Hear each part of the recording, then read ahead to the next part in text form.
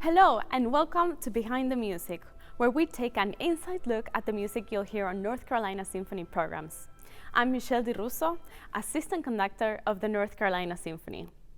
This weekend, the Symphony will perform a program that includes Musgrave's Son of the Enchanter, Brahms Violin Concerto with soloist James Ehnes, and Elgar's Enigma Variations led by conductor Edwin Outwater. Our concert will open with a piece by Scottish-American composer Thea Musgrave, one of the most respected and exciting contemporary composers in the Western world. Musgrave is known for her clarity, the skill of her orchestrations, and the power of her musical communication, consistently exploring ways of projecting dramatic situations in her music. The piece you're about to hear, Song of the Enchanter, is no exception.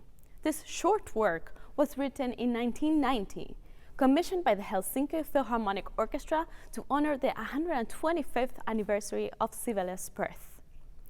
The program note that accompanies the piece explains that the work was based on a passage from the Finnish story Kalevala, where the hero god has created a magical 5-stringed instrument from the bones of a giant pike. Orpheus-like, he plays it and enchants people. They all listen and weep, and their hearts are melted. Even the hero weeps, and his big tears fall into the clear waters of the deep blue sea. A seabird then dives down to retrieve his tears that have magically ripened into pearls. The story of Kalevala had a huge impact on Sibelius and his creative output, and that is why it is appropriate that Musgrave would base the piece on the episode from this text. If you're a fan of Sibelius Symphony No. 5, like me, I bet you will be able to hear a very familiar motif in this piece that sounds like the famous swan motif from Sibelius Symphony. I hope you enjoyed this delightful piece with echoes of Sibelius as a fantastic opener for the program we have prepared for you.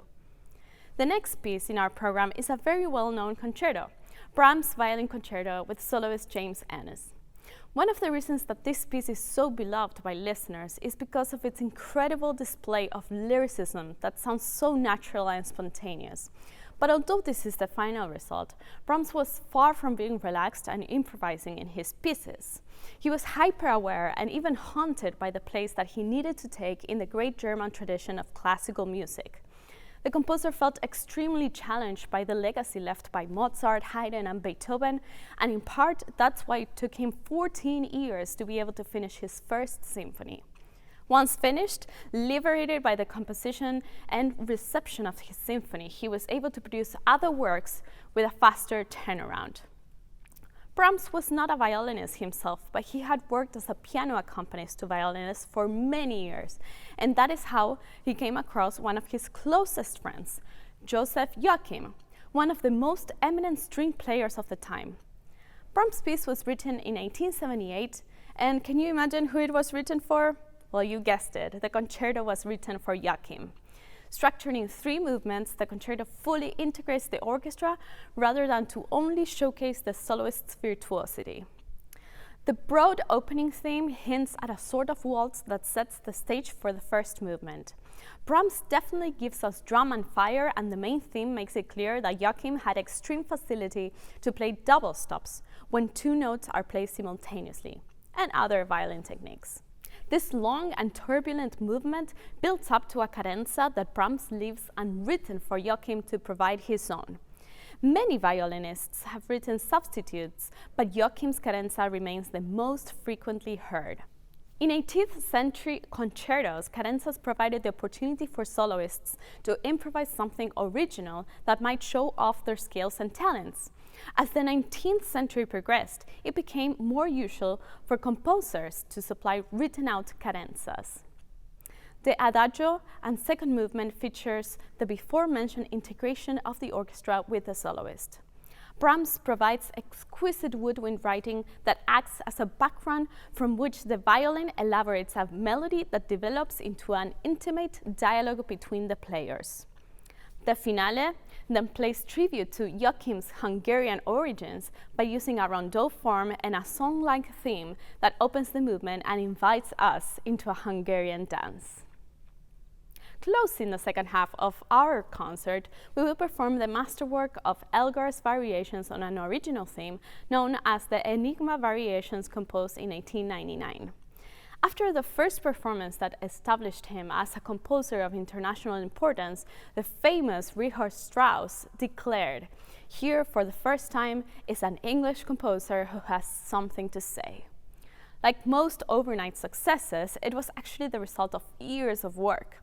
Elgar was 42 years old when he completed the variations and had steadily built up a good reputation. Now that he had demonstrated his mastery of the symphonic scale forms, he was starting to be compared with the great classical masters. But Elgar's uniquely personal approach to the form gave the Enigma Variations their novelty and lasting appeal.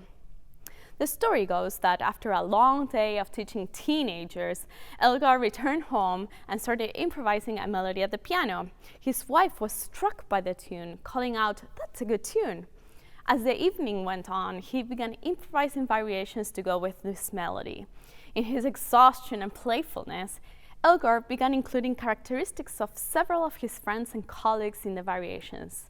This piece, an enigma, then presented two mysteries: the identity of the friends pictured within, which are identified by initials or a nickname, and something darker at which he hinted in his program notes.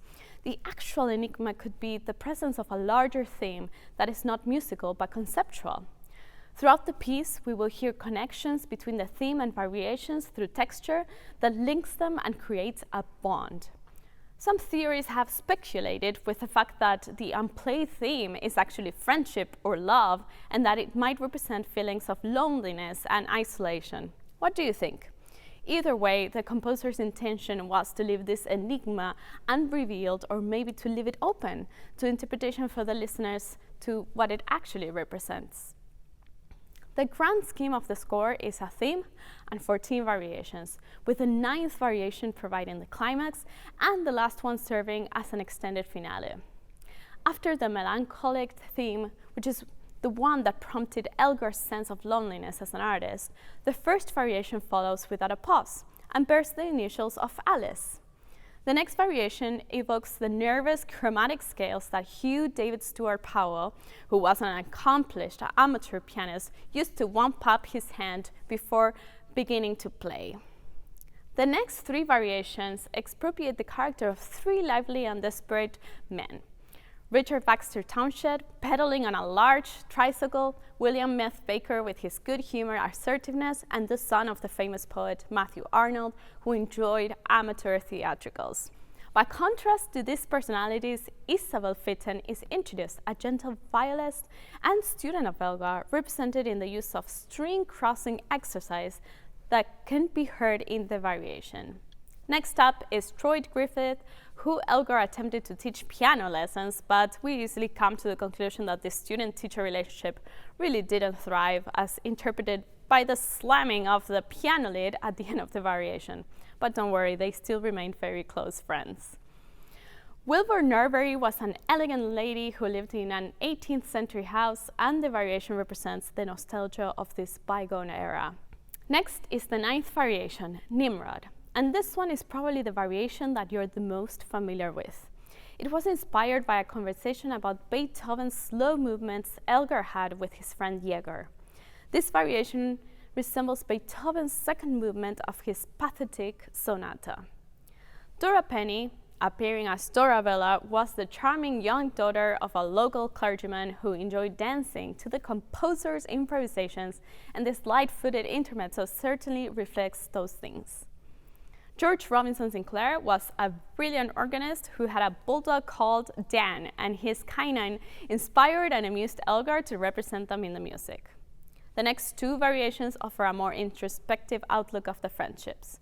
Basil, a proficiency cellist, and the other variation has 3 asterisks to allude to the initials of Lady Mary Lygon, who had embarked on a long sea voyage. The finale is a self-portrait, as Edu was one of the pet names that Elgar's wife used for him, a shortened form of the German version of his first name, Edward. Then a return of the Nimrod variation combined with a triumphant version of the Enigma theme bring the work to a close. Thank you for joining me to learn about the works you'll hear on this weekend's program. We hope to see you in the concert hall.